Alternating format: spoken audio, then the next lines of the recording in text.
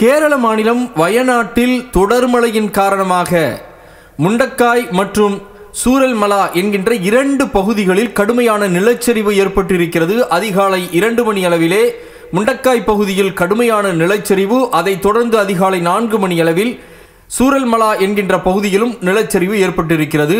இதன் காரணமாக அந்த பகுதியில் இருக்கக்கூடிய சுமார் 400 குடும்பங்கள் அந்த பகுதியிலிருந்து வெளியேற தவித்துக் கொண்டிருக்கின்றார்கள். சாலைகளிலே பாறைகளும் மரங்களும் கிடப்பதால் மீட்பு பணிகள் அங்கு செல்வதற்கு தாமதம் ஏற்பட்டிருப்பதாகவும், அதைப்போல 19 பேர் இந்த தொடர் மழையால் சரிவால் இறந்திருப்பதாகவும் பலி எண்ணிக்கை அதிகரிக்க கூடும் என்றும் செய்திகள் கிடைத்திருக்கிறது.